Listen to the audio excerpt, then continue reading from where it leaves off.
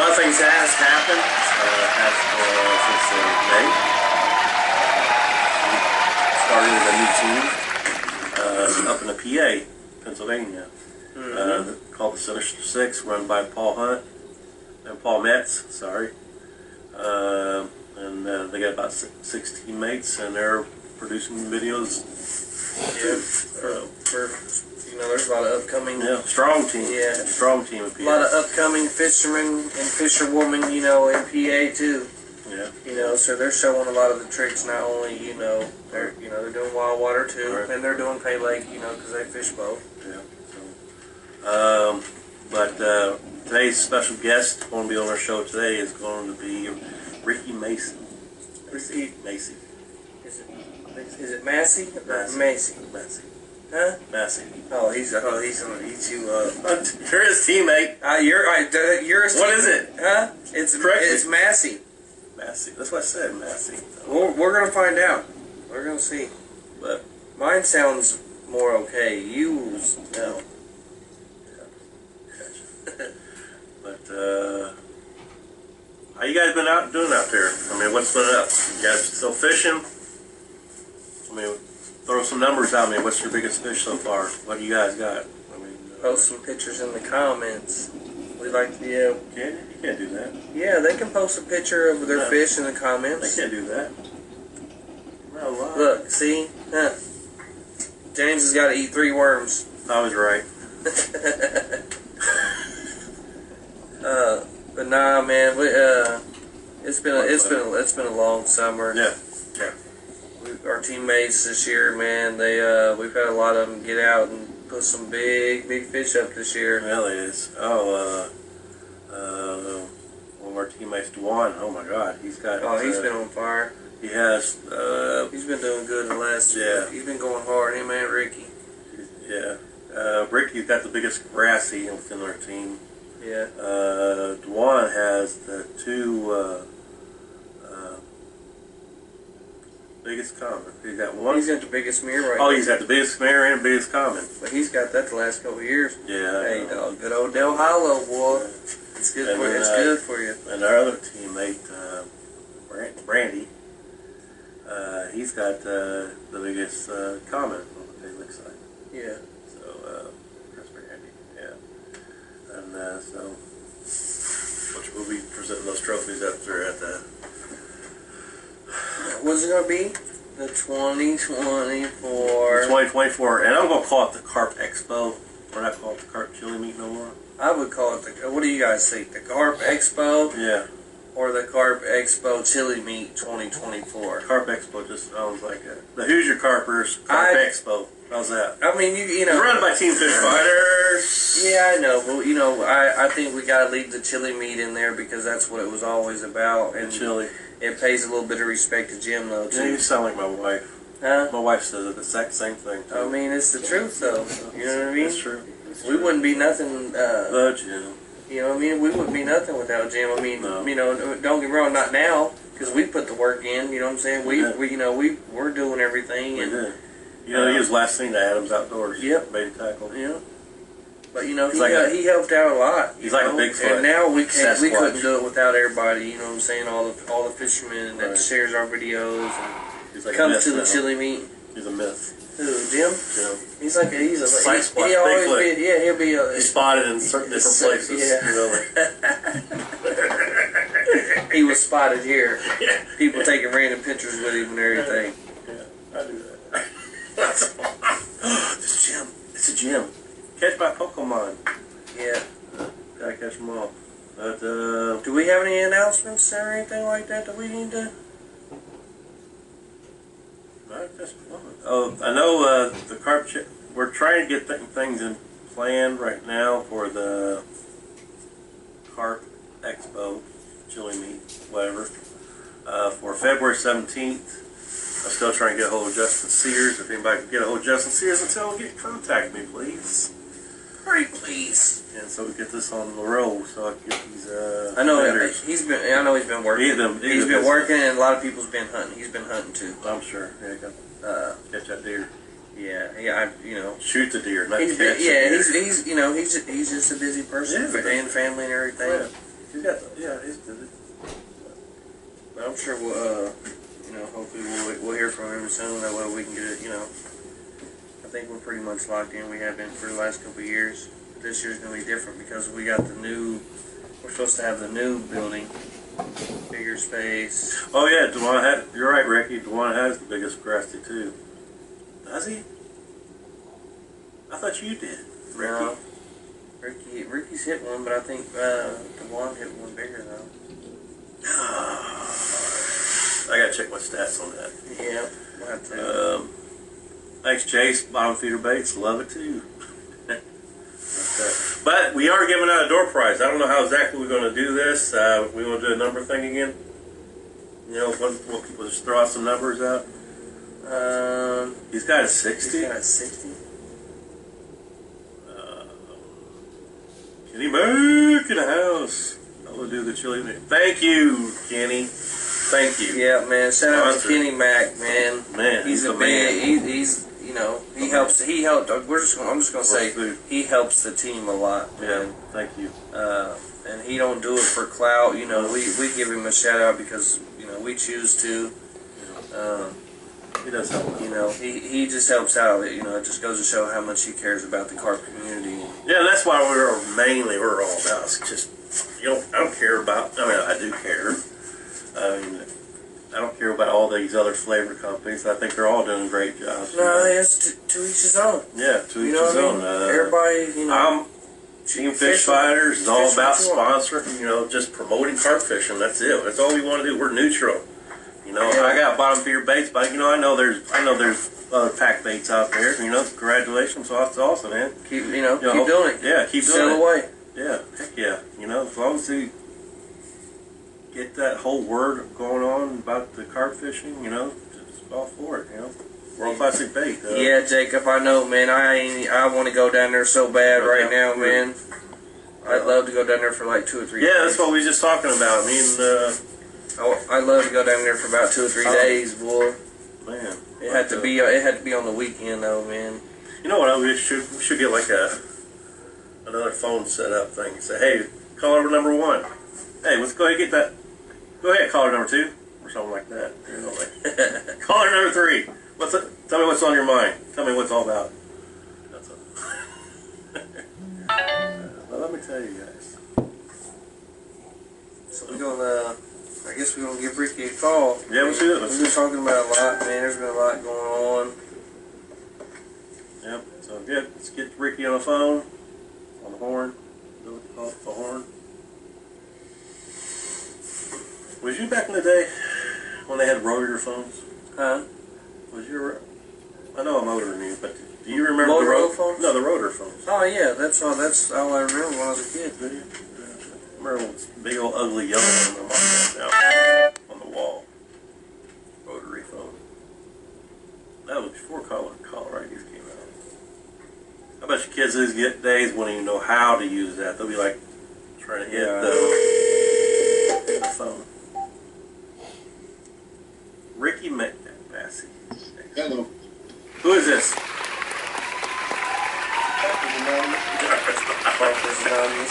What up, Ricky? How you doing, brother? What's going on, Rick? Hold on. Stop. Stop. I got a cheer under somewhere. There you go. No. What's going on, bro? How you been, man? How you doing, bro? Doing good. How you guys been doing? Not too bad. Pretty good. Trying to get back on our groove again with this whole show. It's been like 6 months. Yeah, it's probably been about maybe somewhere in there, a little 5 bit, months. a little longer. Yeah. Just building up anticipation. Yeah. It's like our winter time. Yeah. It's like how we get through our winter time, our withdrawal. We're the back burner. Carp Talk's like the back burner at this moment. No. I thought you was coming over, man. No. I was. I'm actually at work. Yeah, he's at work, really. Oh, he said I'm actually at work. I'm riding on the forklift right now. Like I said I can be on the phone, but I just couldn't make it over there. As bad as I wanted to. No, for sure. This is the first time you actually been on our show, isn't it? Yeah, I think yes, first time. Yeah. Why haven't we done this like a long time ago, man? I guess I wasn't cool enough for you to No. invite me on. Oh, stop it. It's a true story, guys. He's not cool. Yeah, he's definitely not cool enough. It's a true No. story. No, But people that Ricky, for people that don't know Ricky, he's man, I tell you, he's a hell of a carp angler. He knows his stuff. He's a hell of a teammate. He is he's always right there. He's my main video guy half time. Yeah, he does go hard. He does, and then Fishes, you know. he helps me host the White River Invitational, the Fall Carp Classics. And you two have been doing that for a few years now, Yeah, we've too, been- right? Yeah. Before Ricky, it was Jimmy Sneed, the other teammate. And Jimmy wanted to do more fishing, but in the tournaments, Ricky just jumped up and hey, yeah, help out. Yeah, so that's fine. always the time at the tournaments, seeing all the faces, the usual faces, the new faces. That's what we do as a team. That's what it's about. That's what I tell you, help out as much as I can. I love getting to tournaments sometimes, but I tell you, I have more enjoyment doing the videos and watching these, going to peg, and watching these anglers catch these nice fish, and the excitement on their faces, and exactly, and the excitement of how, what place am I in? How, okay, is this something to get me on the board? You know what I mean? It just keeps on going. And when we get closer towards the end of the tournament, it gets more exciting. A lot of anticipation. Yeah, a lot of anticipation. Ricky goes like, okay, we got blackout. This is blackout. And Ricky's right there. He starts to add up all the weights to all the anglers and all that stuff, and he makes it happen. So, thanks. I appreciate all your help. You do for, the carp anglers and team fish fighters. I mean, you're a hell of a teammate, and appreciate you. I wish we had more stuff to do as wild anglers locally. I do too, but man, sometimes there's a lot of carp anglers out there. They're going to. I already know how much work it is. It is. I just wish there was more stuff to, like you said, we host a tournament. It'd be nice if somebody picked up and maybe did a couple other tournaments that maybe we can partake in locally. Yeah. Man, but that's the only thing, man, as far as like locally, I guess, super local. There's not a lot of venues. Yeah, there's not a lot. We still have the venues, man. Yeah. I mean, well, Indiana is a good fishing state? Yeah, fishing state. Let me add. Hey guys, you guys want to add this to a couple group pages? Feel free. So, how you do this? I'm gonna add some. But you can go ahead and talk to them for a second. But like you said, Rick, man, we really just don't have the venues, man, for. At least I guess a big fish tournament, anyways. Yeah, like even the White River tournament, it's not about the big fish. It's about the people that show up. It's about the time. It's about the challenge of catching from there. And we have a lot of venues that is very challenging, and we got a lot of carp anglers that's about the challenge. So, like I said, it's just a matter of somebody taking the time to do it, I believe. There is spots here in Indy that can be done. Oh yeah, absolutely. It takes time. Yeah, I don't know, man. Like, I think if we had bigger fish and, Definitely bigger fish would definitely attract more people for sure. Yeah, I think that's why it's, the people are coming, they're not just coming really for the fish. I mean, they are, but they're coming to get that name on that trophy too. It is a good tournament. I wanted to add some of the videos to some group chats. So, hey Ricky, for people who don't know you, why don't you go ahead and talk about yourself, like your occupation, what? Don't bring up none of the bad stuff. Yeah. What you do? Real short. What you do? Talk about your grandbaby. Congratulations on your grandbaby. Oh, thank you. Just found out I'm going to be a grandpa too again. Oh, no kidding. That's awesome. Oh, man. Hey, your fishing career is almost over then, ain't it? that means your fishing career's almost over then, ain't it? No, sir. No, sir. It's old enough to where the one time I took the grandbaby with me this year was my best trip I had. The biggest fish I caught all year. I'm going to be my good luck charm. Wasn't that was in Michigan City, wasn't it? Yep. Actually got a mirror from that spot. I've never caught a mirror from there. While he was there, caught a decent amount of fish, which is very rare for up there, and got a 28-pound, 4-ounce common. Nice. That's a nice common, too. But, I've been fishing pretty much since I could walk. I mean, my dad always kept me out between my dad and my uncle. And then I got a little older, about middle school. Me and Dewan, we rode the same bus. And we both went to IPS schools, public schools. There wasn't too many other people that fished, so we get to talking and realized that we fished, and we kind of just became friends then, and we've been friends ever since. I think it was 6th grade when I met him. But between his mom, she would work 7 days a week. Her off day would, when she worked a half a day at one of her jobs, she would drop us off at Fall Creek. She'd drop us off at White River. His grandma would take us to Cicero. My dad and my uncle, they would take us. I don't know if you guys, I'm sure you guys remember Liam Walk. Mm-hmm. Indy Lakes back in the day. He would take us there, take us to Ace Lake, and once we got our license and got a little older, we slowly ventured out. Like I said, started at Hay Lake, started at Fall Creek, little reservoirs here locally. Last couple years ago, I had a fishing license in 9 states, so this was kind of grown from there. Yeah, I know. That's a good thing. You travel, too, for work, right?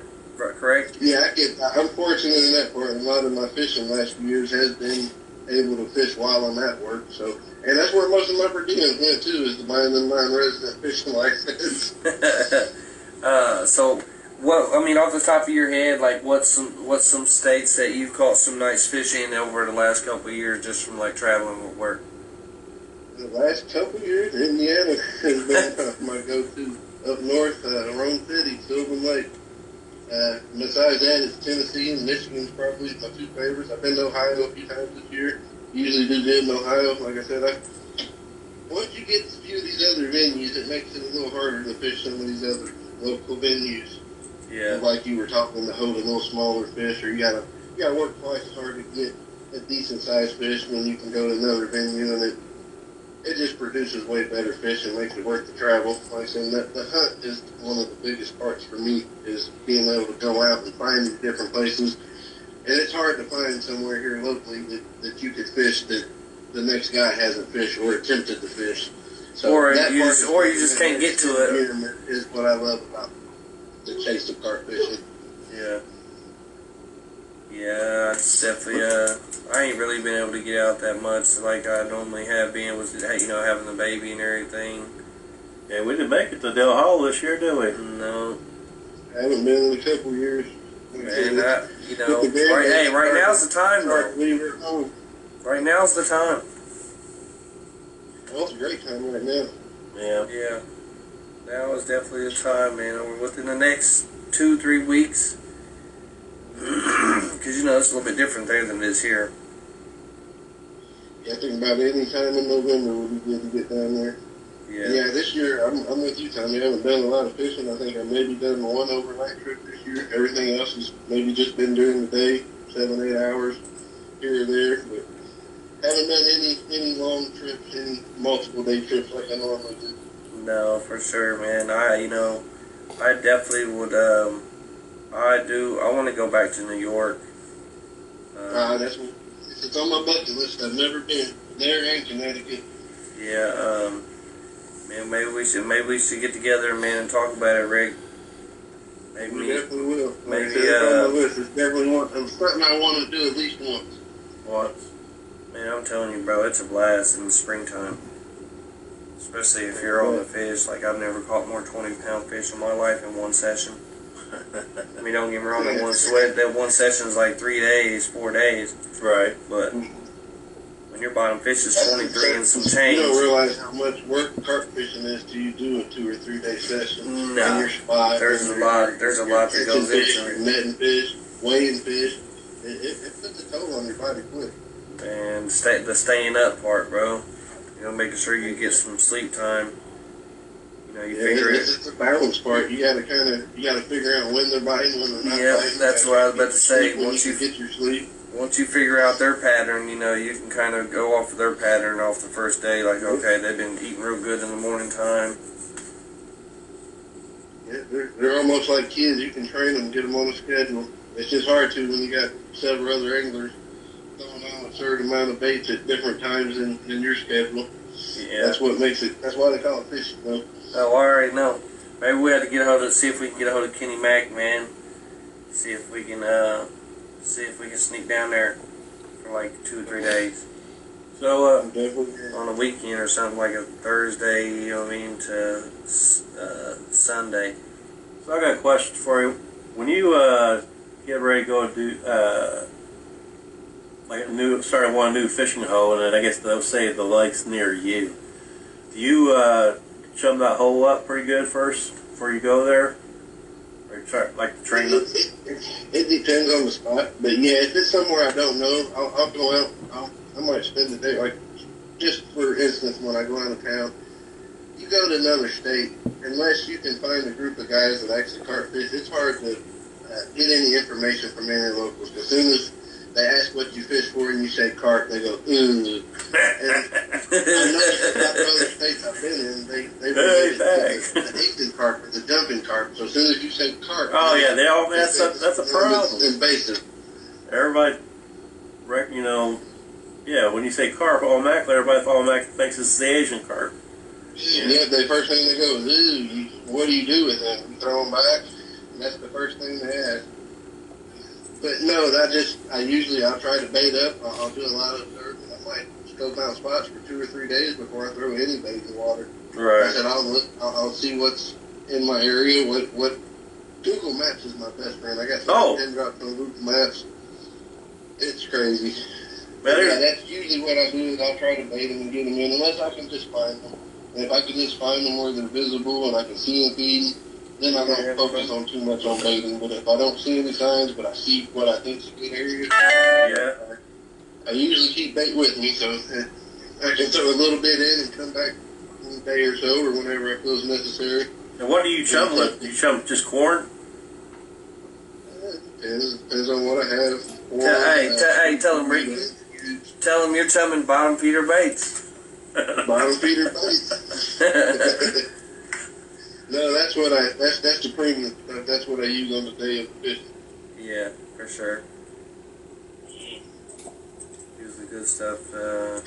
Catch the fish. Give them a little taste of some other stuff.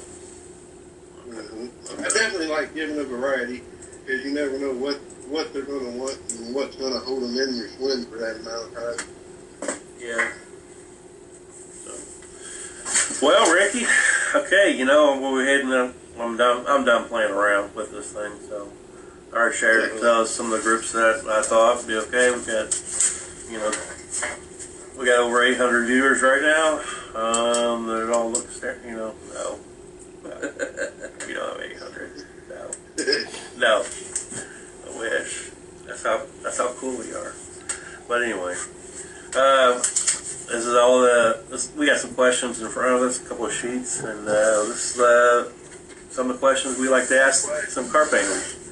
And just because every answering questions, questions are different. Questions are the same. Yeah, the answers are different. Are definitely different. Yes, wow. So, but I'll go ahead and do the first one, and now I think we talked a little bit about it. Yeah, we did.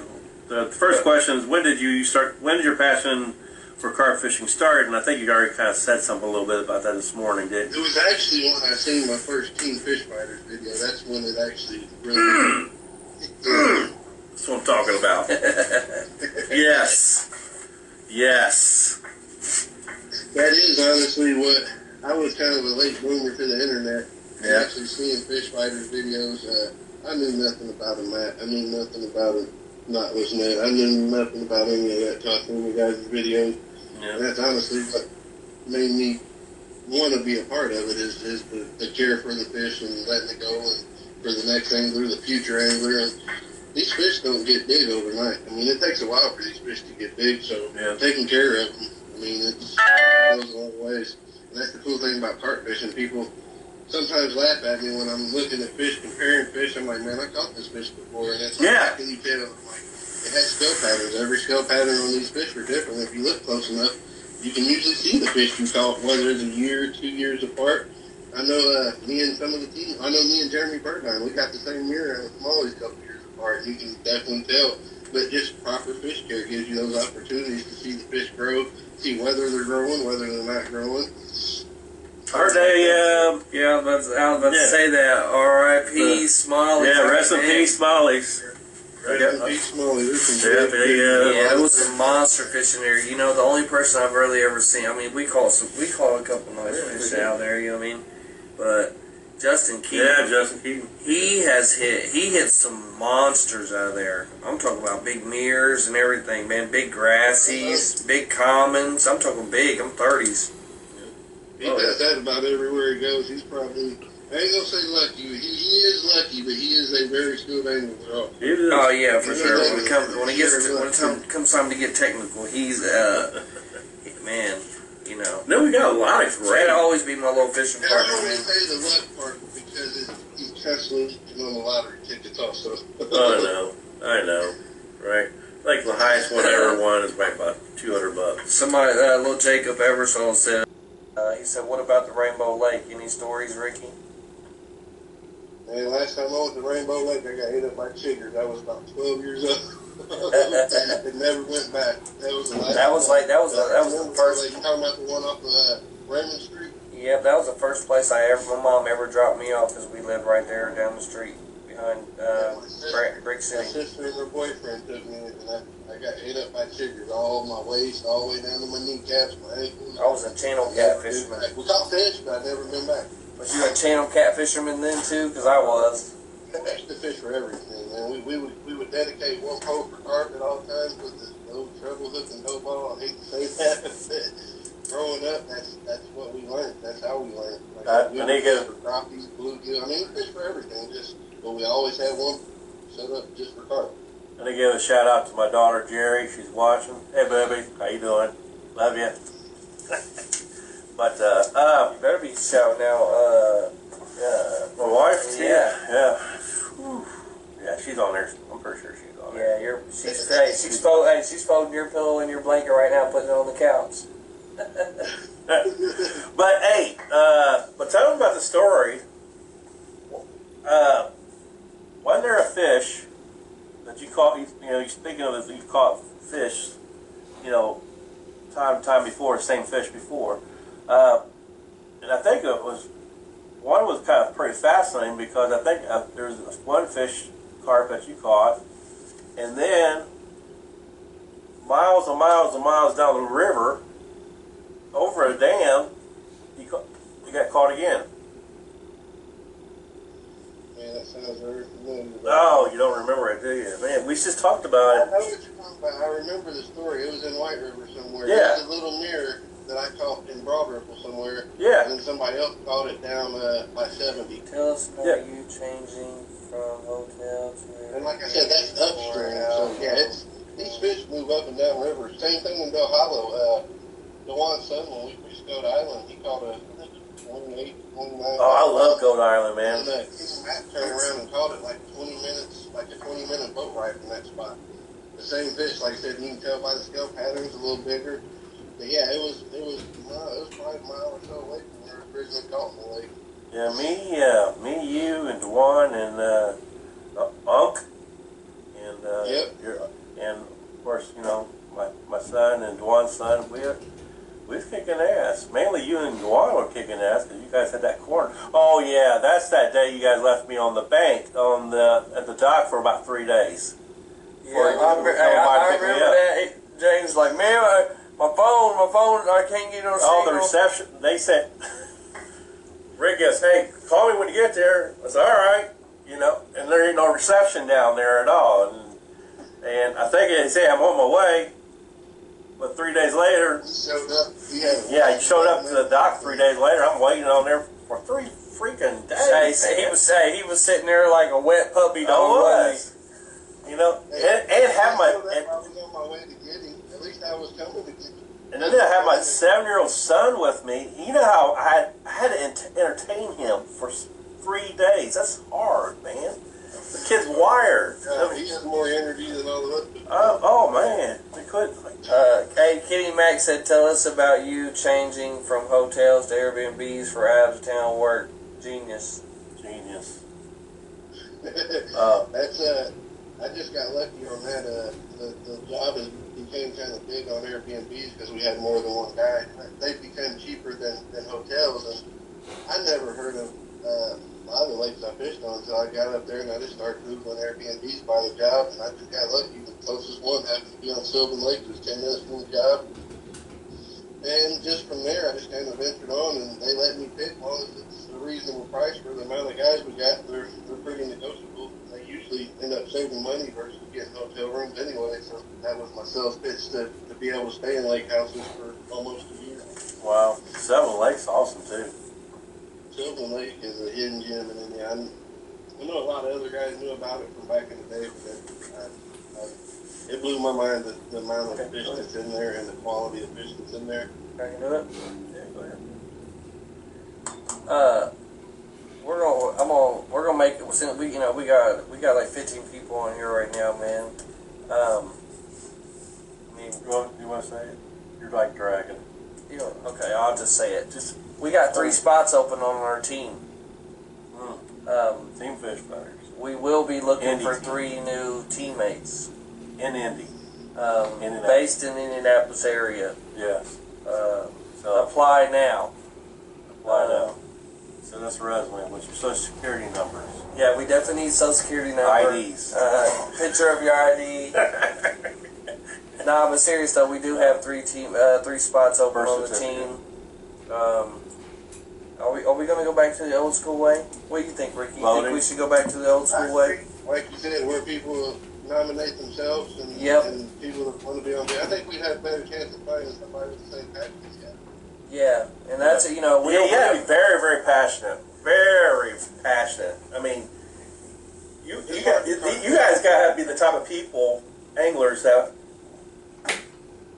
you just want to have an affair with a carp. If you're like, I mean, it's not just that. You gotta be willing to teach and show.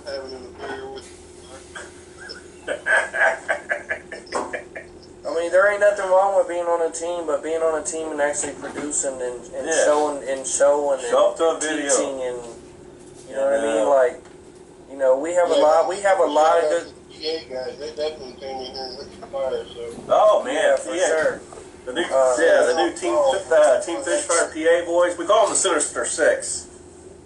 But they've been killing it. Well, they've been doing it, and they've been shooting. They've been shooting videos over here. Yeah, I'm feeling a little. They're bringing me back to life. Like I said, I love seeing that. I love seeing the passion. That's what we need.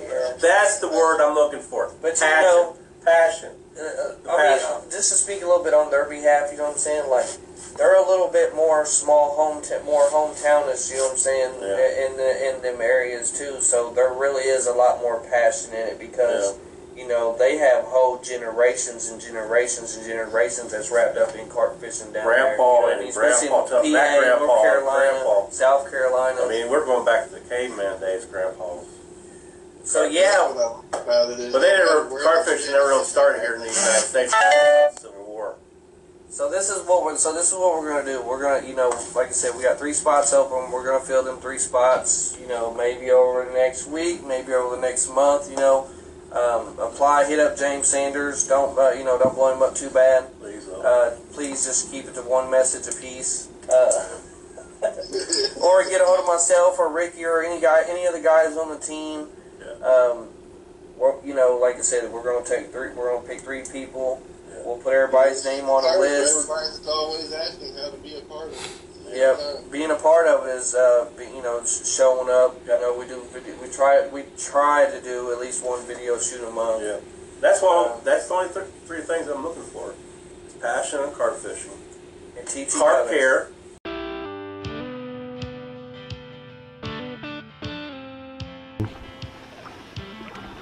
$32.15. The 3rd fish caught. About 12 hours into the session.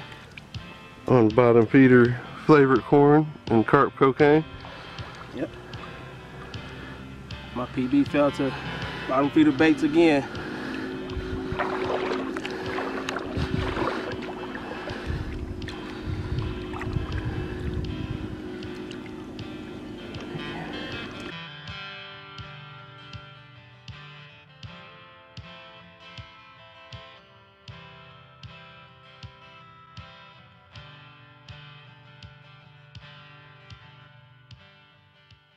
You don't have to do every one. The weather's improving. Right. A lot of times when we have them videos, we got guys who stay the whole weekend. Right. I mean, so. Oh yeah.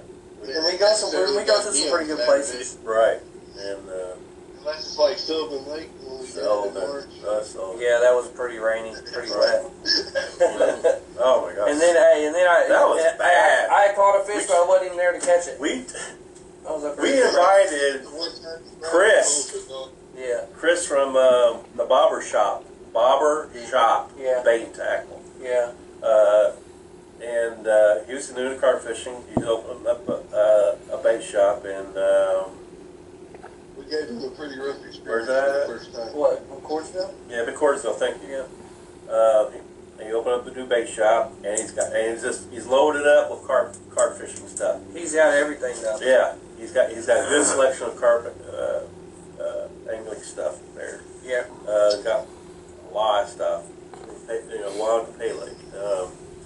But TJ Wise too. TJ Wise, Yeah. Adams Outdoors. At Naptown Bait and Tackle's open back up. They're all doing Adams good. Outdoors, they're all around. There's they're Indie open. Bait Tackle. Yeah. Yeah. But back to the three Yeah. teammates, we're gonna. So we didn't really vote on it, but we talked about it in the chairman group and everything about you guys put your names up, and then we'll go and we'll look at the names and we'll pick like a final 5 or something, or we'll pick 5 people that we feel like that has everything that we're looking for as a team or a teammate or whatnot, and then we'll vote within the team vote, and everybody on the team right now will get a vote. I don't. Did we talk about the Sinister Six being able to have a vote? Did we talk about that? I think I believe so. They're part of the team too. Part of the team. So we'll probably give them a vote too. But, Yeah, the team. I'm excited about that. Need some new wild water guys. Yeah. Passionate wild water guys. Not video shy. Not video shy. All right, well let's get back to Ricky. Yeah. This That's is- our Ricky. Yeah. Yeah. This is Oh, I didn't know he was still on the phone. yeah, he's there. He is. Oh, I'm up now. Oh, there you go. So, you got a question for her? Yeah, let's see. What do you think makes a good carp angler? Passion. Just having the passion for it. If you have the passion for it, everything else falls in line. Yeah. And you know what's crazy, man? I think that's probably that's the number one answer that we get when we ask that question is passion. If you have the passion, everything else just kind of makes sense, and it just falls in place after that. I'm going to interrupt Ricky's show again. So we're giving out a one free bag of carp cocaine. I'm sorry, carp cane. And But it's actually carp, oh, man.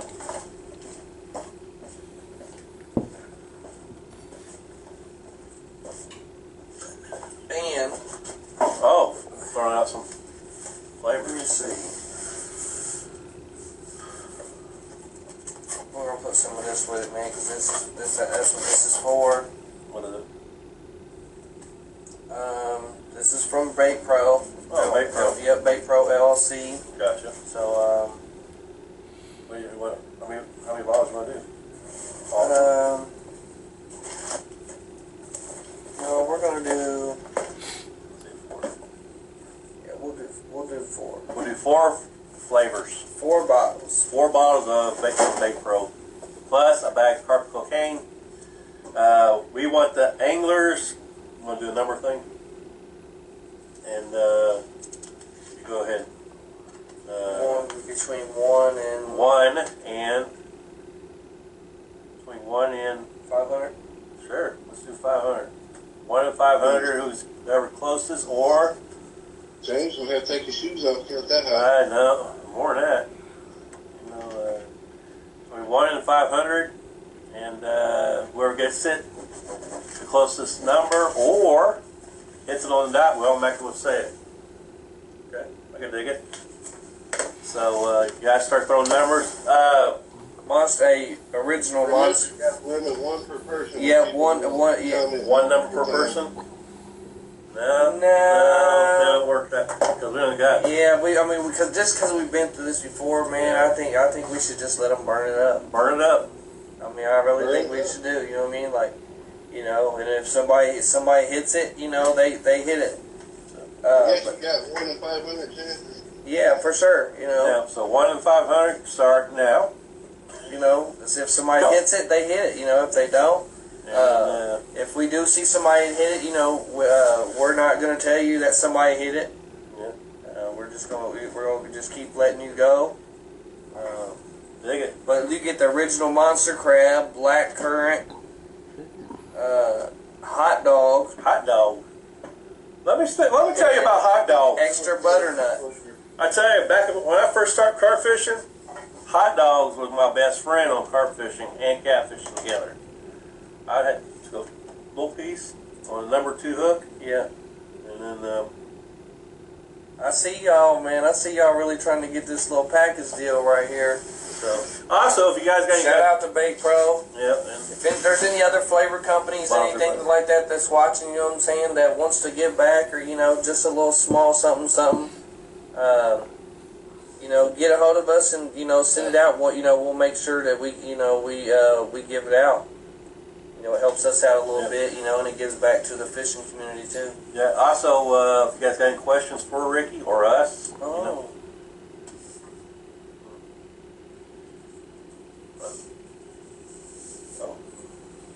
Alright, you guys are going too fast now. Stop.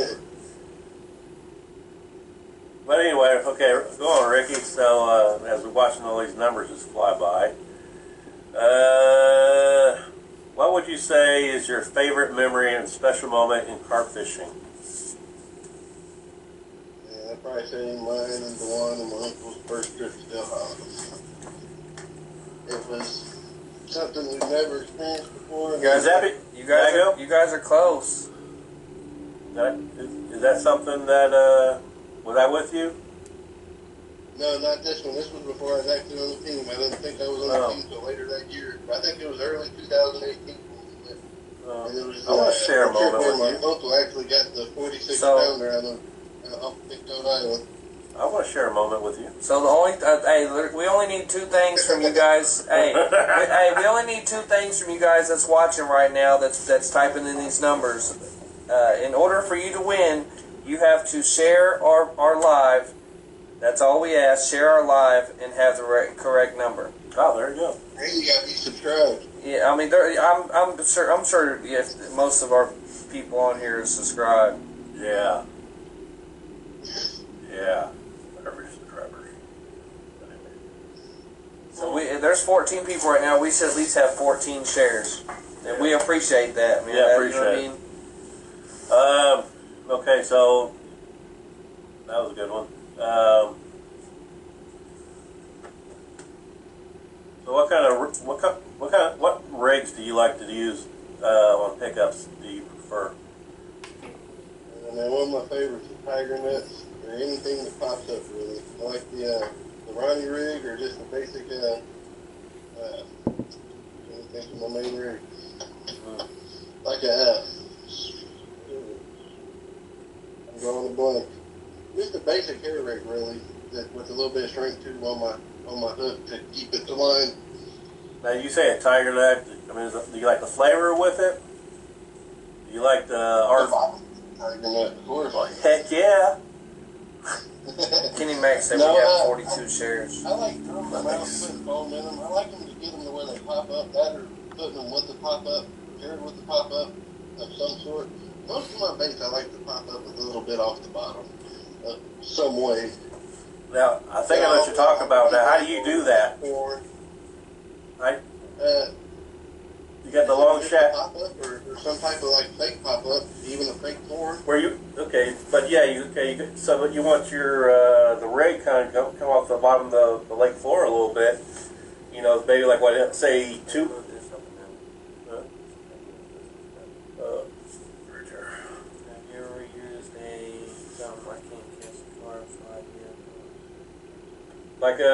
Like maybe what, 2 inches off the ground?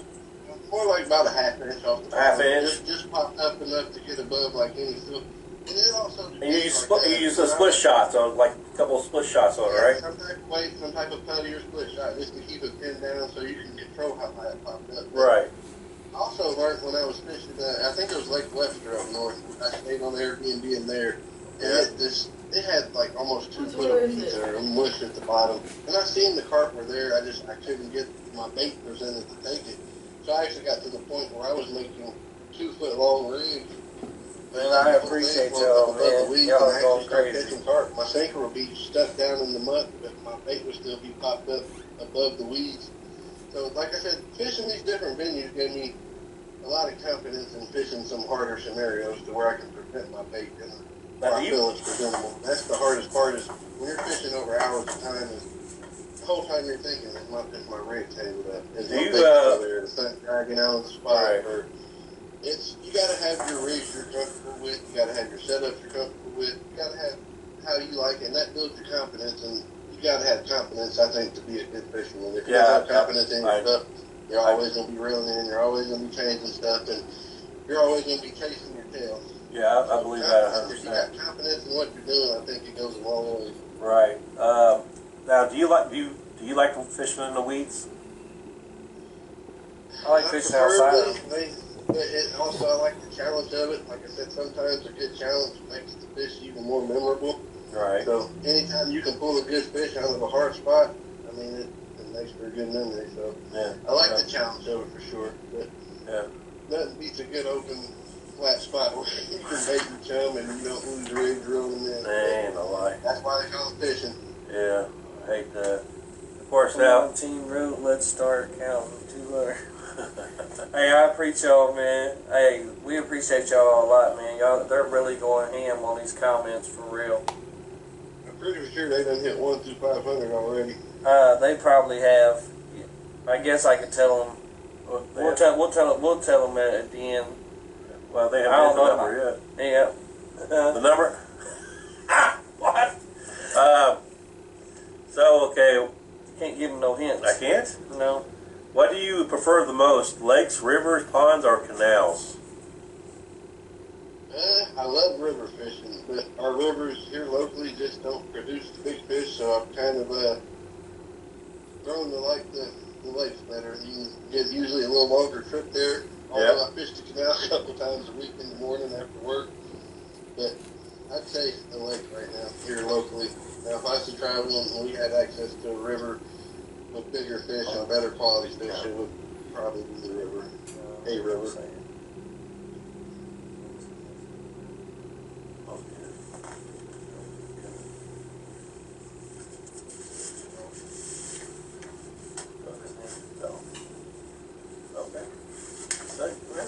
Alright, man. Y'all can stop, man. There's a winner. Yeah, we got a winner.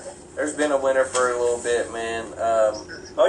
You had them leading it on? Yeah. Oh my God! I am so sorry, guys. Look, they stopped. Oh man, so sorry. So who's the winner? Well, little Jacob Eversole said, I like them bottles. Ain't seen those yet. Well, you know what? Congratulations, Jacob. You was the first person to comment. Number 333. 333. Yep, 333. That was the number. It's right here. Congratulations, Jacob. You have won a bag of bottom feeder baits, carp cane, and 4 bottles of flavor from Probate. Yep, Bait Pro. Bait Pro, sorry. Yep, Bait Pro. We appreciate you guys. We'll have some more on the next show, too.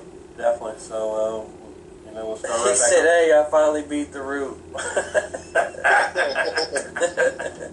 So That seems to be the goal of anybody these days, is to beat the fruit. Yeah. Yeah, man, but you know, it's just some friendly fishing, man. Yeah. Them boys, them boys go hard. You know what I mean? Like, you know, they're catching a lot of fish, but you know what I mean? To catch all them fish, it costs money to catch all them fish. Yeah, that's true. That's true. Sometimes, I'm gonna be honest. I want to. No, please be honest. I want to get Bear. Bear? I want to get Bear, Shane, and Zach Myers. I want to get them on the show. We had Bear on the show before on buff fishing. You know speaking of buffs, that's another carp angler I wouldn't mind getting on the show too. Is Austin Anderson. We've had him here. We've had him on the show before. Yeah, It's been a while. I like to get Joe Lutz back on the show too. Joe Lutz. There's also a new YouTuber. He's been kind of hitting it kind of hard too. That's Brandon from Carp Commando. He's been doing. I like what he's doing a lot. Yeah, he's doing good. He's been good to go around, and he's been keeping base on all the wild water tournaments across the country. Shout out to you, Brandon. Good job. Keep it up. Yeah, remember, everybody, share this for us, please. We appreciate you guys. Definitely, anybody that promotes carp fishing, you're all right in my book. So, yeah. But what do you got? You want? Let me do the next question. We got. Yeah, Ricky. What is your dream lake or lakes that you would love to fish? Let's say that I haven't fished would probably be Blackfoot Reservoir. Ooh, Blackfoot. And then probably one of the lakes down in Texas with the big buffaloes. Probably be my two top lakes that's on my bucket list. Yeah. Kenny Mack, if you're still watching, did you guys do any good? Kenny Mack said he just had what's his name down there for 4 days. Who? Brandon? That you said did the videos? Yeah, Brandon. Well, yeah, they're pretty good. They caught some decent fish. And I think Kenny caught. That was like a couple weeks ago, wasn't it? Mm-hmm. Yeah, it was a couple weeks ago. Man, Kenny, I'm coming down. I'm sleeping on the roof. I was up there. I worked my butt off in it, and I was like, this is a true story. We was working on Kenny Mack's houseboat down there, and I guess they wanted some sealant on top of the roof. And I started doing it and all that stuff. And I even asked these guys, "Is this the right one? You sure? You sure?" And I guess I was putting some kind of white one coat or something, but it wasn't. It was somebody else's boat? No, it was no.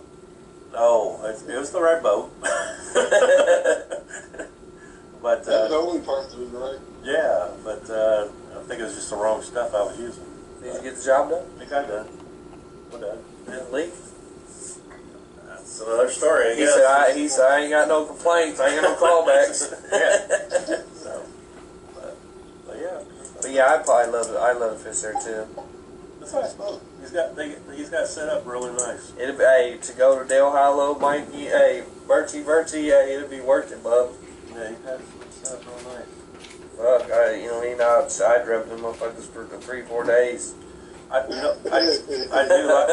like if it was that easy, you know what I mean? But I do. I got this new tent I do want to try out down there. You said new tent? New tent. Sets up in 90 seconds. Yeah. Boom. Pops up. Called you want to know what it's called? It's right there on the tip of your tongue. Spit it out, James. It's right there. It's orange and elk. Is it elk? I don't know, man. You'll have to let us know when you get home. Biscuit, man. He'll put it. He'll put it in the comments. Elk, I think. Yeah. Where are you from, Jaden? Said he's seen it in videos and stuff and never fished. He must be pretty far away from there or something. Okay, so here you go, Ricky.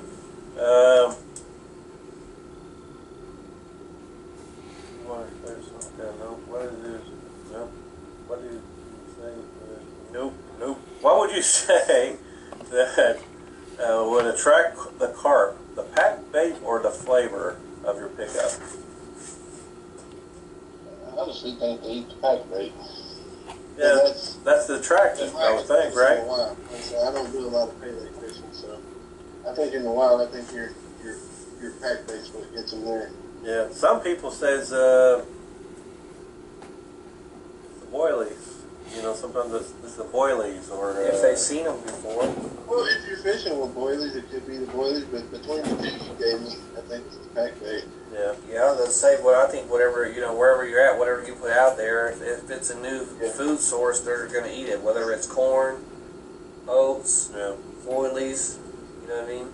Now the thing that I like about the carp cane is I like it how it leaves a white cloud on the bottom of it. Good cloud, and it has a lot of little particles in it. Yeah, it got all kinds of little particles, and I think that white, once it starts breaking down, then of course you start seeing the white cloud come off of it.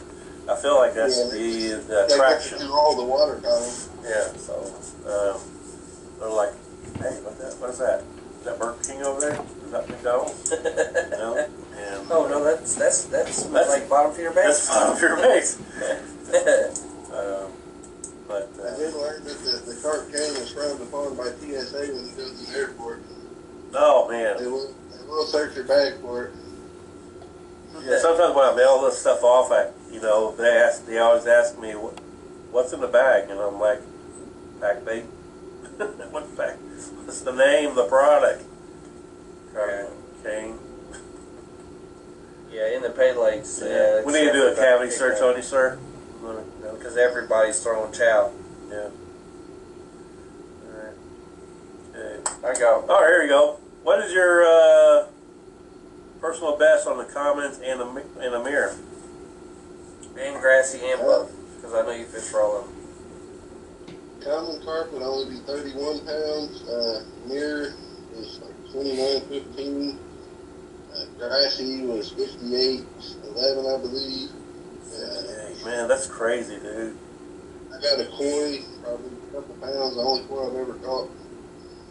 I didn't weigh it. See, I never caught a koi I never caught a koi either. That's something. Or a I fantail. never caught a big buffalo. Fantail, I think the biggest buffalo I've ever caught was maybe Lakes, and it was only like 19 pounds or so. Yeah. You ever caught a fantail? Yeah, I did. I caught one fantail on the White River. I caught a ghosty fantail. It was only about a pound. Well, that's a good gem right there, because White River don't really produce that kind of stuff. Yeah, it was so gray and silver when I was reeling it in. It couldn't even set my alarm off. It just kept lifting my bobbin up and down. And I believe that, Birchie. Then I get it in. It's actual. It had the little fantail. It was actually a little fantail ghosty bull. It's probably somebody's pet they threw in the White River. Yeah, Probably one of the coolest fish ever. The koi I caught was also on the White River. The koi and the fantail ghosty was both from on the White River. Where's everybody watching from? In the let us know in the comments where you're watching from. Yeah, again, guys, if you guys got any questions out there, please let us know. If you want me to ask Rick or just ask us. No, we'll do that now. We'll do that. What? Yeah, we'll let. You guys got a couple questions for Ricky? Yeah. If not, no.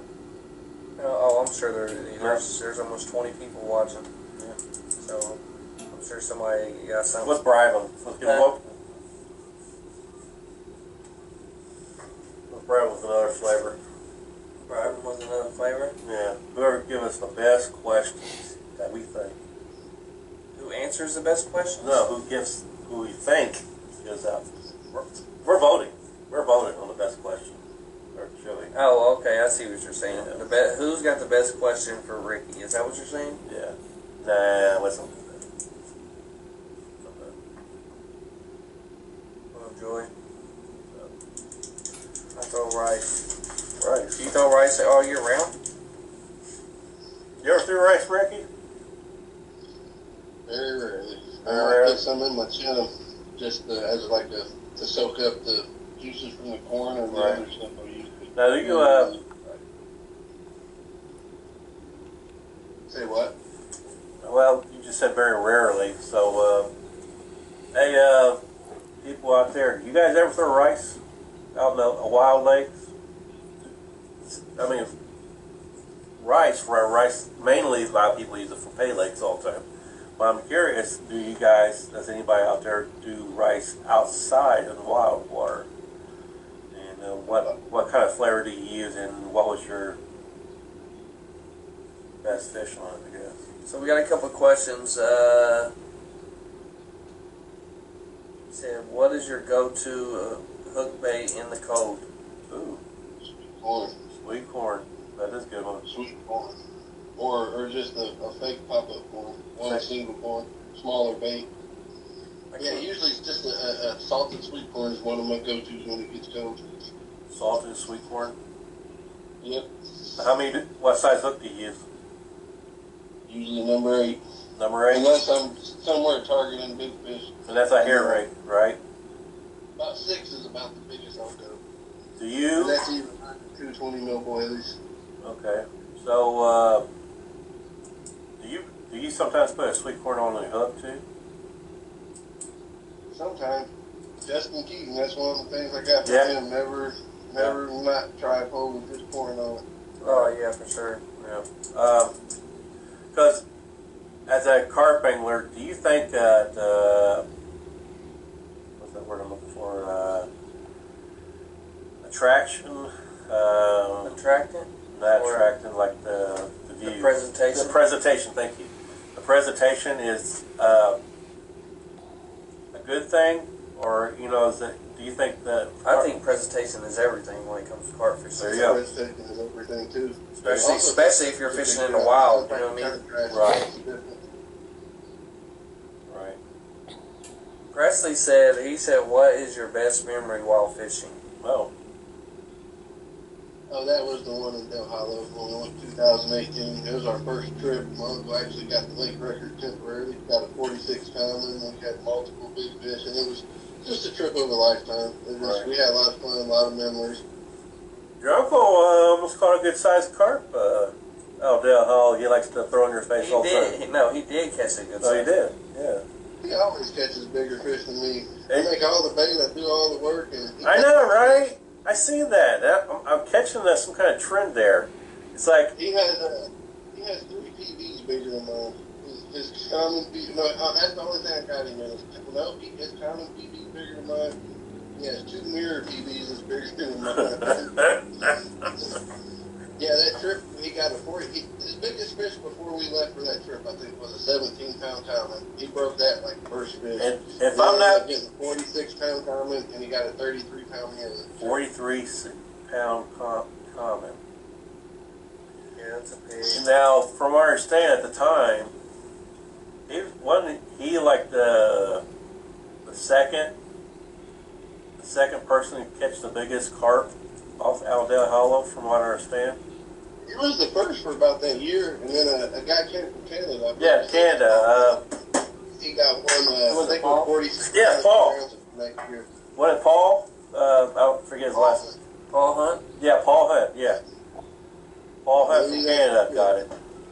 We've had him on the show It's too, not to right? say there hasn't been bigger ones caught, but that's the only one I've seen or had any knowledge of. Right.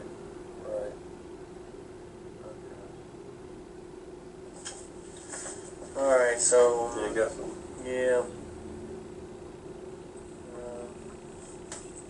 You prefer fishing most at night or day? I love night fishing. Do you? Yeah, I do. I just haven't had a chance to really do it this year. But yeah, night fishing is my favorite. I like to bite right after dark, right before dark, and then right before the sun comes up. Oh, Yeah. okay, I dig it. I mean, really, I really like to go fishing like you said, at dark until in the early morning. But really, I like for it as soon as it get dark, for them to just crash all night long. Oh, yeah. The evenings. For sure. I like catching a couple pigs in the nighttime too, because then you get to wake up the next morning and everybody's like, "Bro, what do you got in keepsakes? You got 2 or 3 keepsakes over there." Like, don't even worry about it. Well, we gonna weigh them. Does your Ricky, does your body break down when it starts getting cold? You get tired easily? Yeah, but I got the gear to get through it. Yeah. Past years, I've done a lot of work outside. Of course, in the last couple of years, I haven't had to work outside too much, but that was kind of my thing, is if I got to work outside, I can at least go outside and have fun. So I got all the gear and equipment to do it to where I'm not miserable on the bank. So if I was miserable on the bank, I don't think I'd want to do it. But yeah, I think fall and cooler weather is my favorite time to fish. I'm not big on the 90-100 degree weather. I'm the same. Spring and fall, because that's what I was saying is that's when the big girls bite. That's when the big girls bite. Because we went down there. It's also when you bite a lot too. Lake Shell. What? What lake was that? We all went to. What? Shadeland? Not Shadeland. Shade. Right at the beginning of the year, where we going to? When it rained? Yeah. Oh, the one up north that Ricky we Yeah. to the Airbnb on. Yeah. What's the name of that lake again? Sylvan. Selden, thank you. Wow, couldn't get that up. Man, the weather was raining hard. It was cold. It was bad. When's the last time you've been there, Rick? We had a guy whose whole pod blew over. He didn't even get out of his truck. It was so cold. Wow. When's the last time you've been there, Fish. Rick? Yes. When was the last time you was there? And I've been when we went. Well, I haven't been back. It's on my list. I would like to go fish it this fall. I'd like to get up there in the next week or so. I think it'd be prime up there. there's some good sized fish in that lake. There's Really. a lot of big fish. A lot of big fish in that lake. A lot of fish in that lake in general. Yeah, I heard there's 30s in there too. there is. I know a couple that's being caught. Yeah, that was the cool thing when I actually Googled that lake and I found the lake and made my reservation for the Airbnb. First thing I did was Google carp fishing Lake Sylvan. First thing to pop up was Adam Tomlin catching a 30-pounder in his dad. Yeah. I was like, oh cool, this lake has potential. Nice. And I got blessed with one 30. It was a small 30, but it was a 30.4. It was my only Indiana 30. And then I think I caught every denomination of 20-pounder. I think I got 29, 28, 27, 26, 25, all the way down to 20, multiple low 20s. Like you said, having your best 20s on a trip, that lake probably has, I probably caught 4 or 5 in just one evening of fishing for 4 or 5 hours. That lake definitely has some monsters in there soon. Want to do a video shoot here soon, Bob? That's what we should do. We should plan a video shoot to go up there, but we should invite people. What? We should have an open. What? We should have an open video shoot. Open? That sounds good. What? No, I mean open. I mean, there's 13 people watching right here. You know what I'm saying? Willing to drive, there's plenty of room. Yeah, you know what I mean? Like if that, I'm just saying, like if 3 of the people that was watching were like, well, I want to go out there and fish with them. You know what I mean? They would be in our video shoot and everything. Yeah. That might get kind of crowded. I mean, but you know, there's a there's lot of bank space there. There's probably what? But you know what I mean? Like we want people to watch. We want people to watch our videos and everything like that. But Well, of course, you know, they can't never come fish with us. Well, that's fun. Because they think all the fish catching might be in your good editing. Yeah. They might want to actually witness it in person. Yeah, they want to know how much you're really paying for. See, look. 30-pound Look. buffaloes. I already got 3 people. Like, I'm down. Epic. You know what I mean? Shit, let's do it. That's the cool thing about carp fishing. A lot of the guys ain't necessarily about the vending. They're about the getting together with the other carp anglers. I can see sharing that. fishing stories. And a lot of times that's just as fun as catching fish. Yeah. Catching fish tops it off always, but sometimes the gathering is the big part of it. You already know Steve Butterfield. This is now that he would have my vote. I'm not gonna say who it is. You know what I mean? Oh, yeah. But him right there, like he would have my vote. Yeah.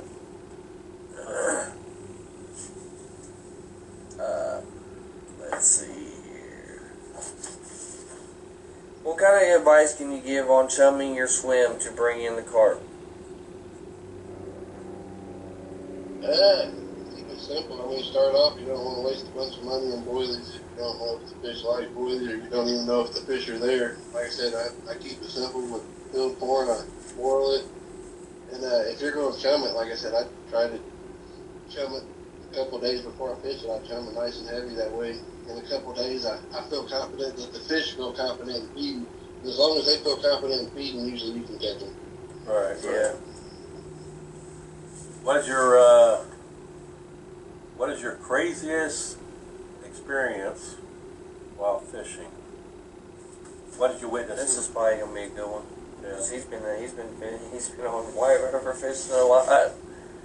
Yeah, I've had gunshots fired towards my direction down the riverside, fishing on the dock. Guy pulled down there and just opened fire with a gun. I don't know what direction they were going, but I know all the guys on the dock were laying on their bellies. I caught a beaver. I don't know if you guys remember the old lake, Maywood Lake. Used to be off Kentucky Ave. Maywood Lake? I remember. Maywood, the old Maywood Pay Lake. Yep, Maywood. I remember I was fishing with the cornmeal ball back there, and I caught a beaver in the back lake, or that lake in the very back. That's when they used to rent the little John boats. We was out on the John boat at the back of the lake, and I thought I had a monster fish. I get all the way up to the boat, like a 30-pound beaver. Hooked in the mouth where it ate the dough ball. Oh, shoot. He said ate the dough ball. How'd you get it out? Oh, it broke my line. I wasn't fooling with that beaver. Yeah. I couldn't get it in the boat. It was too big. And that was back, like I said, I was a kid back then. I didn't have the gear I have now. I was lucky it didn't strip all the gear down on my 808. That's one animal I wouldn't want to mess with is a beaver. Got teeth. I didn't want to mess with it. Especially in a little John boat with 3 people. Hey, Chris Hayes says, he said, what brand is your favorite fishing line? Fishing line? What's up, Chris? Probably How you doing, brother? big game. The Berkeley big game, 15 pound is probably my go-to favorite. Most economical fishing line I can find. What do you think what's the weirdest bait you think you've ever used to catch a carp? Weirdest? Probably your uncle's. I would say a lot of them on night crawlers, but that ain't really weird. Yeah, that's not really weird, is it? That's how you caught that big old 43? That, They can't tell all their secrets. well, No, I'm just kidding. I don't know, right? Just fake bait. It's always amused me how you can put a piece of plastic on a hair rig and still catch a fish. Yeah. what kind of rods do you That have? would kind of be the weirdest one. I've used cherry tomatoes. I've caught fish with cherry tomatoes. Cherry on the hair rig. tomatoes? I guess would be a little weird, but That would make sense. besides that, it's pretty simple. I mean, about any type of cereal that'll float, you can try, and it will usually work if you present it right. Right. Yeah. So what kind of, do you know your rods and the reels that you use when you fish? Yeah, I use cane poles. Cane posts, yeah, classic. Yeah. No, I'm just saying, I got a That cane pole and that reel's probably pretty tough to use, isn't it? He said he's got a cane pole with a 4-0 pole on it. It has a 4.5 test curve cane pole. No, I got Shimano Ultegra 1400s, and then I just got the Sonic rod. I forget. I think not Dominator, but one of the Sonic rods, not the Dominators, but the one the step above them. 12-footers. Then I got a set of old beat up bait casters that I mainly like to run in my work van, and I'm not for sure. Yeah, those things are around for a long time. Worry about tearing them up, but that's like my go-to for the canal or my little spots. Yeah. Yeah. Do you prefer the alarms? Do you prefer the wild ones or the Pay Lake alarms? I prefer not to use any alarms, but in the case that I need them, most of my poles are set up to use the wild water alarms. Yeah. Gotcha. Now, Like I said, they each have their spot, but most of the time I have both, but most of the time I use my wild ones. It's mainly because I'm somewhere sleeping or somewhere away from my poles, and I got a receiver for the set of wild ones I have that can transmit to wherever I'm at. do you prefer casting out far or close to the bank? Like I said, I like challenges. So sometimes if you can build a swim further away, it's a little harder to fish at distances, but Yeah. it's hard not to fish the margin because I'm a firm believer that dusk dawn, they they come up close and they circle around the banks looking for food. Yeah, I like that. I think so Most too. of my big fish, honestly, even from Lake Sylvan, they all came and put off the bank. I feel Literally a rod swing where I just dropped the bait in and set my rod back on the grass. right. I feel like when you chum with a spoon, casting spoon, just chum the whole area pretty close, and then just throw a line. And it also depends, like if there's a bunch of us, like Like having 15, a campfire, 20 feet in front of you, whatever. Yeah, I don't really want to fish the markets where there's a bunch of noise, and I do still get a little, Right. what do they say, superstitious about things like that. Gotcha. Testing bug spray, I'm not big on using bug spray. I don't like putting it on my hands. So there's little things I don't like doing when I go fishing. Right. They're last resort. I see you saying keychains. He said keychains. Keychains. I always see the keychains. So that's Shane's new nickname is keychains. so I like will say any type of bite indication goes a long way. right. Yeah. Anybody's fish catching it, because a lot of times if you're set up, a lot of times the pay lake alarms, they don't show you a drop back. They just show up, they pull the line out. Right. They don't show up and set back unless you're watching.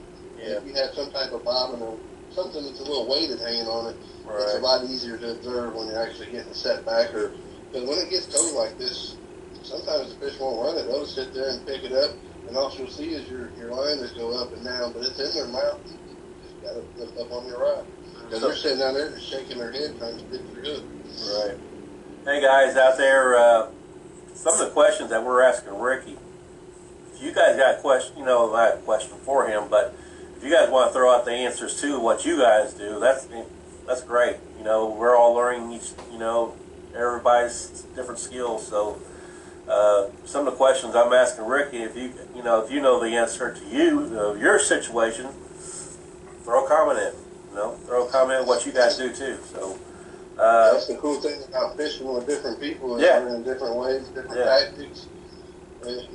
Your way may not necessarily be a bad way, but knowing other ways might just help your arsenal. Like I said, just keep an open mind and carp fishing is a big thing. That's why the show's called Carp Talk. might have got 37 times out of the last 40 years. Keep an open mind about something new.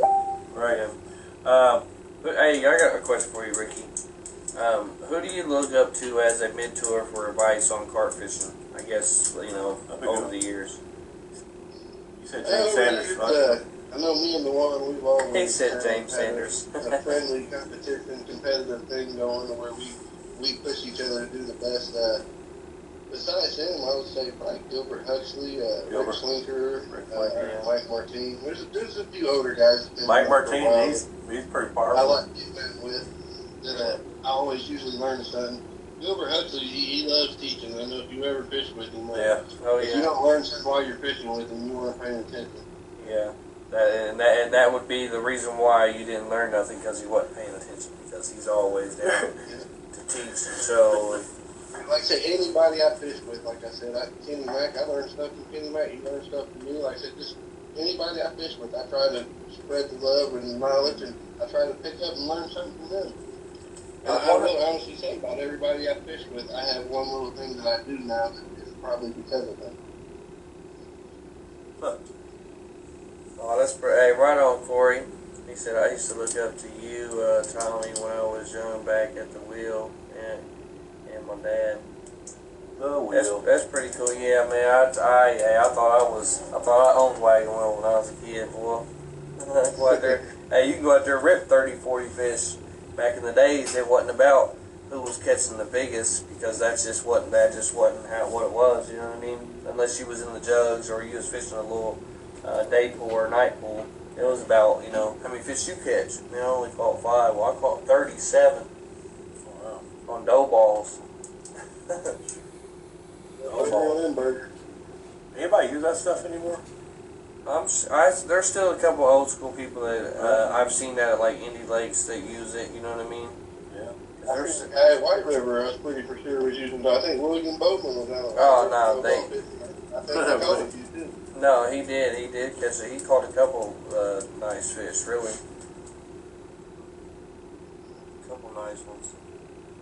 Yeah, it's rare you don't see a lot of people dough ball fishing anymore. Break out the old lawn chair. What was the old guy at Westside Bank Tackle that used to always do it? They called him Old Man. He always weed fish. Every time you go in there, he'd have a story about Oh. fish he caught on a ball. Yeah, the older guy with the beard. White I beard. can't remember his name, but he was in Westside. Old School. Every time I went in there. They call him Old School. Old School, that's his name. That's what they call him. Yeah, Old School. He's the one been. There's Mr. Bowman right there, and Chris Brady. I think Old School. He's going around doing coded kicks for everybody, and I think he's kind of sort of. I could be wrong, but I think he's sort of into a little bit of health problems. Old School. Yeah. Oh yeah, that's what I said. He was Old School when I was going to Westside Bank Tackle years ago. So. I always loved talking to him. He'd always have a story about he recently caught on the dough ball. Yeah. Last time I talked to him, he was at the old Naptown Bait Tackle. So that was a couple of years ago. I haven't seen him I still see him here and there on Facebook, but yeah, I didn't know he had a Facebook. I don't know if he does either with some of his posting. Yeah. You almost need an interpreter for some of them, but I've seen him on here and there. I haven't seen him in a while, though. Say Sam by man, I don't know if I'm gonna say this right or not. Sam Simpson. I'm just gonna say Sam. Sam, he said, I'm thinking about PVA instead of packing bait around lead. Your thoughts? PVA. If you have the patience for it, it's awesome. Yeah. I mean, you can prep for a fishing trip to where you pull up and just start baiting right off the bat. Just hook your bag on and go. You can make a bunch of them. You can make a bunch of them. Yeah, I mean, you can make a bunch of them. You can prep as much as you want. Like I said, it's an awesome idea. You don't necessarily have to get your pack bait as wet, and it gives you a lot more varieties of what you can fish with. Right. Or what you can offer as freebies. And it don't have to necessarily pack in the ball. Yeah. If you want to put in feed or whatever, you can just about make anything PVA friendly with the right ingredients. So PVA is definitely the way to go if you have the patience to fish. I agree with that. We got a teammate that we call Mr. PVA. Because he loves you. Matter of fact, you should hit him up. Jeremy Burdine. Yeah, that's somebody else. Whenever I get on the bank and get a chance to fish with, always learn something. He's a very knowledgeable guy also. We got a lot of knowledgeable people on our team, man, when it comes to, fishing wild water and pay lake style, too. That's why I like our video shoots. We all, a handful of us. I wish the whole team, more of the team could get together, but everybody has their own life going on. Yeah, that's the they got to attend to, but every time we get together, man, we have fun. We all take something away from the trip as far as learning something. Even if it's what not to do, we all learn something. Yeah, for sure. And people that's just now maybe tuning in didn't see this earlier. We do have 3 spots open on the team. You guys hit me or anybody up from the team, and we'll put your name in there. Name and a half. Let us know that you're interested in being on the team. Passionate. Be passionate. Yeah. Carp Passionate. Carp care. Yeah, carp care. Showing up, to a video shoot. Willing to teach others. Yeah. Speaking of teaching others, I know one of our old teammates, I forgot to mention, he actually I looked up to who I get knowledge from, Marshall Burbank. I knew you were going to say that, Marshall. Yeah. Well, like I said, everything I've learned about rigs, I've learned from him. Yeah. Like I said, he showed me a few little things. I took him when I ran with him. Like I said, just getting somebody to take the time out to show you or teach you things, it means a lot. Yeah. Yeah, for sure. And he's definitely a good carp angler too.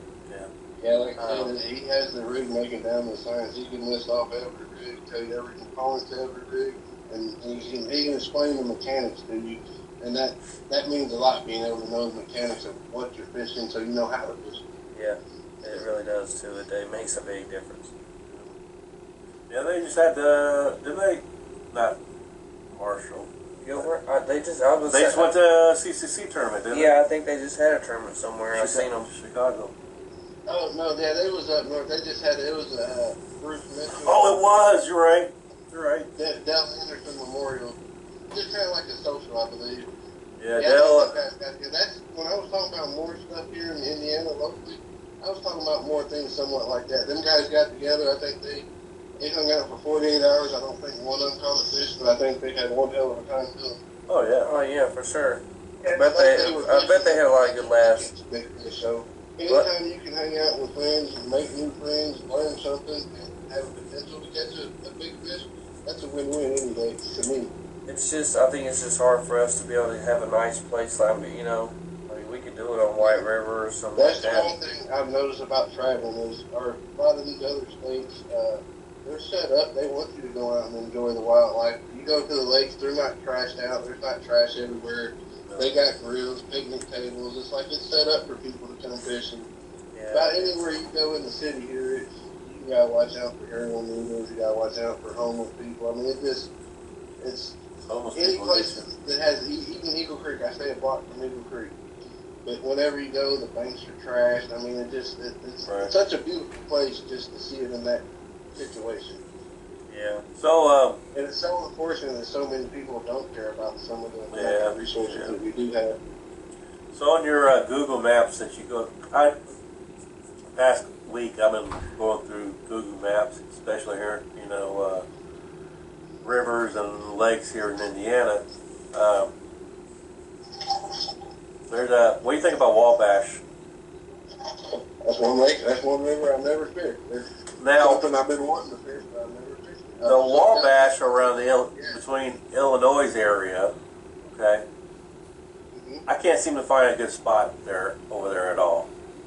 Now, there is some rivers that seems like Wabash that kind of cuts through, I want to say not too far from up north, the Wabash River up north.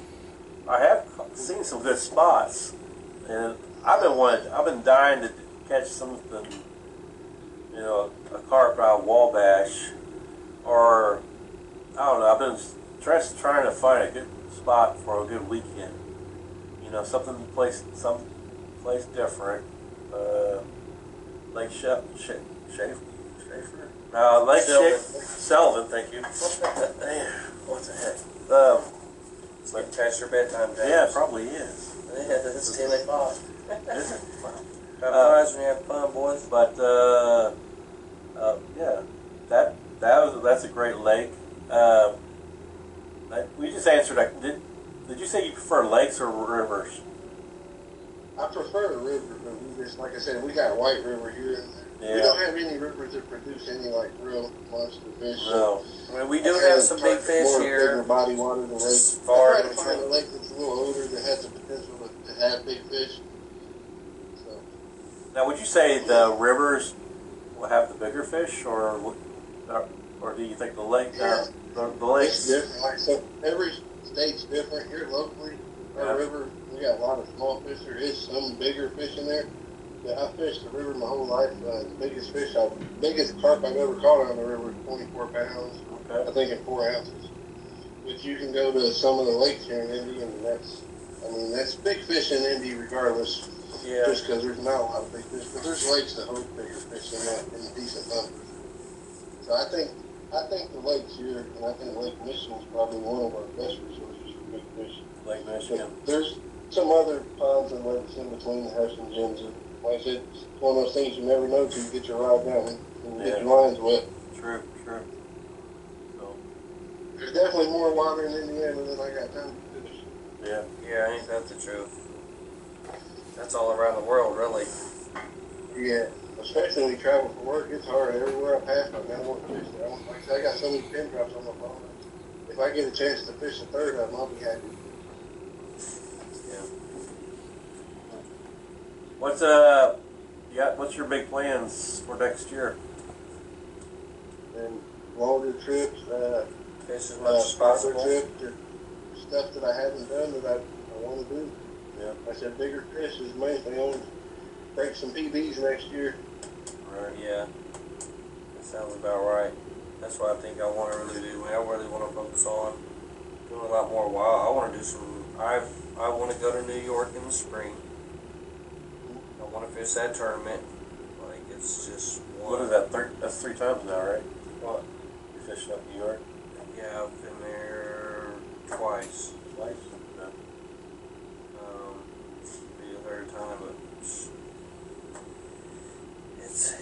tournament, man. Just the fishing there is just, man, it's just unbelievable. And it's just non-stop, too. Like, when it's on, it's on. Oh, yeah. But when it's off, it's off. You know what I mean? Like, the first trip we ripped them the whole tournament. Second trip, we didn't catch nothing for, man, almost 65 hours.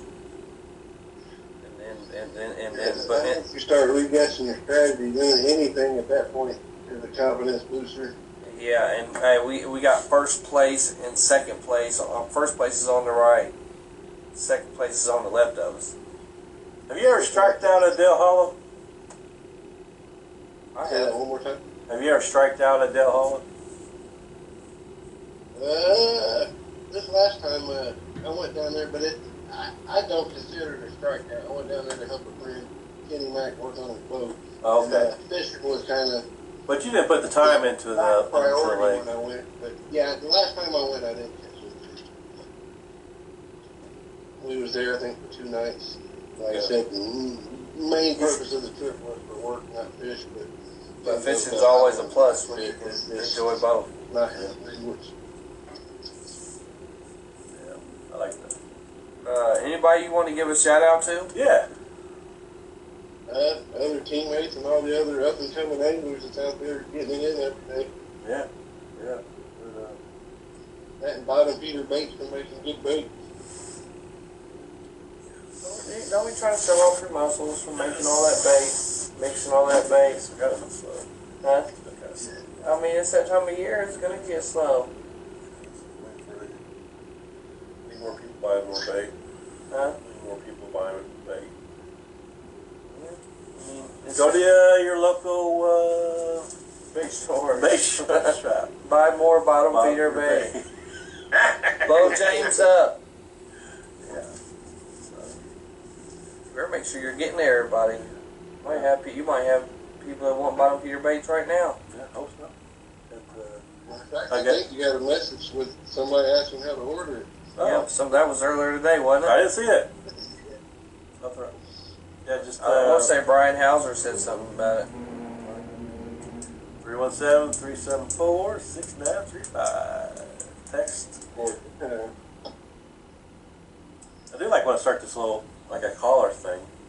Hey, what's going on, caller number 3? Caller number 2, go ahead. What's your question? What's your question, caller number 1? You have to quit doing stuff on your phone. Yeah, it's not good. No, you just have to have another phone to where they can call in. You're probably using, well, no, we're using your phone for it. We need like a setup phone. Huh? We need a bottom feeder bait phone. We need a bottom feeder bait back. You just need the bottom feeder signal, the bat signal. Yeah, the bat signal. Yeah. The bat phone. The butt phone. The bottom phone. If you see a big carp illuminated above Westlake, you know what's going on. Yeah. But, I don't know. We're about to come toward the end of the show, I guess. Yeah, man, it's been a good show, man. Man, we need to get another guest going on here soon. I got a couple other good carp anglers left in mind, like you do too. Maybe you guys should find somebody to interview you guys. Maybe you guys should be guests on your own show. Yeah, well, maybe you should come through and be the host and drill me and James. You got any questions for us, Rick? Yeah, Rick, do you have any questions for us, sir? I don't know about the terminology on that, but I'll come over and I'll be on the podcast. Yeah, oh, okay, all right. So we had Dwan on our show one time, and he's funny because he just won. See, look, you got an order right there. William Bowman said he needs some. All right, Mr. Bowles, I get you, brother. We had one time Dwan came on to our show, and he just won the championship mirror belt. The mirror belt. And he comes in here talking like a WWF wrestler, you know. Hey, look what I got here. I want to say, Sam, I think all of them do. I think Adams Outdoors does. Oh, I yeah. think Barbershop does. Downtown Bait and Tackle. You know. Adams Outdoor.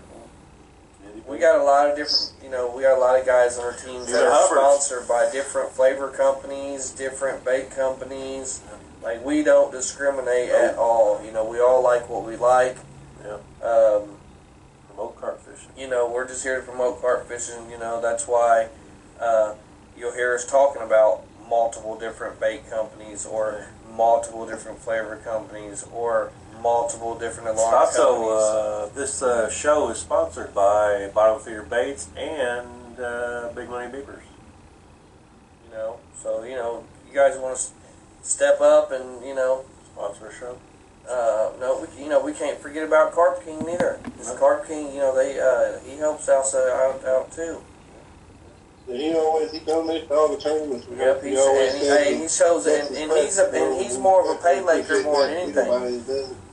He's more of a pay laker more than anything, and he's been showing up to all the wild water tournaments that we've had in White River and everything, and bringing donations. I appreciate it. I tell you, bring a whole squad. Yeah, they normally do. They come through deep. Shout out to Carp King. You know what I mean? Shout out to, you know, all the teams, all the flavor companies. I appreciate all the carp anglers that helps out all the time. You know, that just wants to promote the sport. There's again, we're hoping to have the Carp Expo. Chili meat, the Carp Expo chili meat. What do you think, Rick? Man, what do you think it'd be? I like the Carp Expo. It's simple. Yeah, thank you. And I get what you're saying about the tradition too. It's and I want tradition. We are starting. We're place that we was at. You know, at that one place. What, the original place? The original place. There's a building right next to it. It's a lot bigger. So we're going to get a bigger building right next door, and try to get more vendors in there. Yep. Especially wild water. We got plenty of pay lake stuff. We just need more wild water stuff. We need to work on getting that. Hopefully, we can get a few wild water vendors in there this year. I mean, I got. We still get a decent wild water crowd. Yeah, we do. We don't have a lot of vendors to get them. Most of them show up just to shoot the shit or just to talk to each other. Just to tell fish stories. Fish stories. I mean, I think that's. And we get people from all different parts of the states. Every state around us. Yeah. And some further. Yeah. PAs. Yeah. The PA boys. Ohio, Illinois, Michigan, New York, Kentucky. Yeah. You know. South Carolina. No. North Carolina boys. I don't think no. Well, I think we did. I know not last year, but the year before. Joe Lutz came down. Yeah. He flew here. Yeah. And I think he already had Phil Lucas. You know, Phil Lucas pretty much does one on base and RW for our state. And but I like to get T-shirt companies. You know, carp angling T-shirts. I like to get Bivvies. A company from Bivvies. I mean, the stuff that you guys see overseas, like in the UK, where they put on these huge, fascinating big carp shows. You know, that's what I like. That's my whole goal. It'd be nice if they would just hit us up like, "Hey, when is this going on?" That's what I want. I want this Carp Expo, chili meat /chili meat, whatever. Yeah, but you know, we have to advertise though. Yeah. You know, what we need to do is get the vendors in. Yeah. Well, that's what I'm saying. Advertisement to let them know, hey, what's going on, and you know, we need help. We need help from the people that's watching too, the carp anglers. You know. So, I mean, this is your guys to shine, but first we gotta get Justin Sears and try to get this, you know, so we can actually see how big the building is inside and find out also how many vendors we could have, tables set up for booths and all that stuff, and then I want to try to get this done. How many spots we normally have? I think we had 15 in the old. 15 in the old one. Yeah. I think it's in the conversation we have every year. How many tables do we have? But now I'm getting some anglers, some vendors are actually asking me, hey, I need 2 booths now, you know, because they're getting bigger and better stuff, you know. So are we going to keep the booth rate the same? Well, that was their question because... I mean, I guess we have to discuss that once we get in there and get the building and see what we can offer everybody. Because some people want... Prime spots, which, you know, it's going to have to be a little bit more money, you know, just for that spot, because, you know... I mean, we're talking like $5-10 more type, you know, something like that. We always try to make it... we try to make it decent for these Because we do have to pay, vendors. we don't have to pay, but we do have to make a donation. Yeah. You know, For the building and all yeah, that for the stuff. building and all that stuff. But I try to make it worthwhile for the vendors to make money. Yeah. You know, and of course the food there is free, just for the carp. You know, just on behalf of. A lot of Yeah, people that donate, vendors, people yeah, like people Kenny donate, Mac, Kenny you know what I Mac mean? and, People that bring the chili. Team Fish Our, Fighters. you know, our Right. teammates, we all pitch in. Yeah. I mean, Oh my God. we're all doing something. And you know, of course, Team Fish Fighters wouldn't mind support from some of the vendors. You know, giving us some donations. And that's what really helps us out a lot, though. That's how we was able to get the shirt press and all that shit, all that stuff too. This year we all got new shirts and everything from the chili meat. Yeah. So, For the team, you know. but we're trying. Yeah, we're definitely just trying to do something big. So that's our goal, and hopefully we can get there. So You build it, they'll come. build it. Yeah. Build a dream. Anything else you want to add, Ricky? Yeah. No, I think you guys about got it all covered. So what time are you getting off work today? Tomorrow, 6 a.m. Phew. That's about the time I get up. Well, you've been on here for a little bit over, like right at almost 2 hours, so, Yeah. you know, it don't sound like you're pretty busy, so. Yeah. Oh, you're There's making. work getting done this ain't here. Hey, sometimes it pays to be the boss, don't it? Yeah, sometimes. Yeah. Sometimes it ain't no fun. No, it's not. But I'm gonna call a wrap. I'm gonna call a wrap. Yep. Well, Well, Ricky, we appreciate you, bro, like always. And I congratulations. kept me busy till about lunchtime. Yeah. Yeah. Let's, Congratulations, Jacob. Yep. Jacob. Yep. Congratulations, Jacob. Ever saw you on the bag of bottom feeder baits and the 4 bottles of flavor with 333, 333. Yep. That was the Where number. do you want the guys? Where do you want the guys to comment that's interested in being on the team? Yeah. Do you want to put a post on the Fish Fighter page? Do you want to put on James's page? We're on to. That's gonna be up to James. Is it? I'd say. I'll say the Fish Fighter page. I'd say There you the go. Fish Fighter page, or just make a post. Make a post and then. Tag everybody, share it. Yeah. Okay. I'll do You that. see, that can eliminate a lot of people right off the bat. If you don't comment on the post you're supposed to comment on, then you know you can't follow instructions. Yeah, Yeah. for sure. Follow Like I said, we got 3 spots open. We're trying to fill them spots. You know, part of the dirty at least probably by the end of the year. That way we can we'll be ready to announce the new teammates probably at the 2024. Mhm. There's a lot of good benefits being on the team. Definitely. You know, part of the you get part of the video shoots. You get to learn a good learning experience.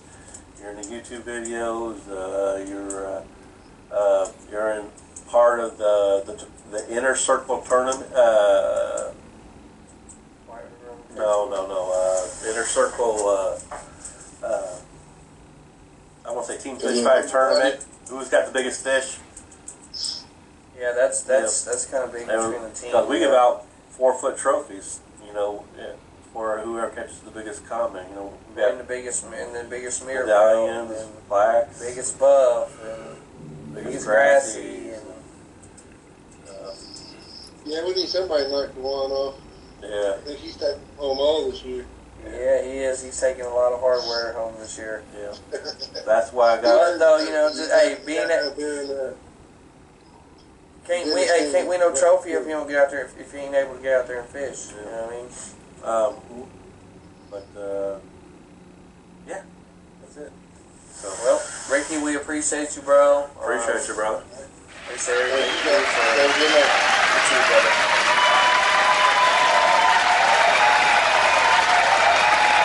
So we don't know the next guest yet, or next week. You know, of course, it's the. And are we gonna do now? Are we gonna do every week, or are we gonna do every 2 weeks? What do you want to do?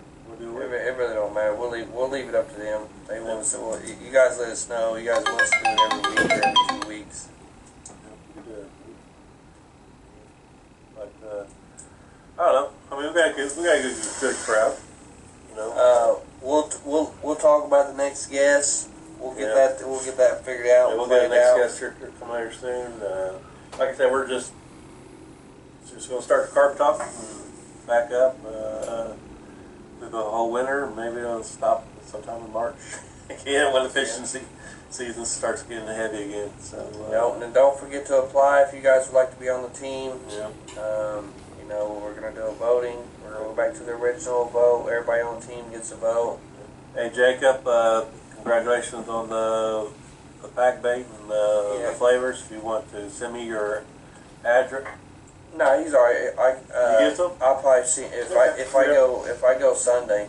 Yeah, give some. I'll see him at Highway, I'll just hit him up because he don't stay too far. Cool. Saves me a postal stamp. Yeah. But all right, well.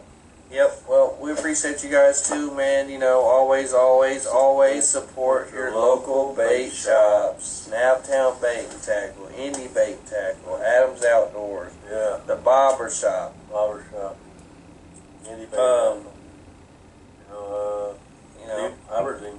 Yep. You know, most of your lakes are closed right now. Yeah, that's true. You guys be on the lookout. I'll try to keep you guys updated on any porch pots that we're going to be having throughout the winter. Appreciate all the love, guys. That's it. Yeah, You guys and we support appreciate you guys, man, for the shares and everything like that. You know, we do this for everybody. Yeah. You know, obviously we like to talk about carp fishing too. Yeah. Love carp fishing. Love it. Always practice Good carp care. good carp care. What should you do this every week? I know, that's what everybody keeps saying Yeah, too. we're just talking about carp fishing. Every Wednesday, 8 p.m. We'll be here. Yep.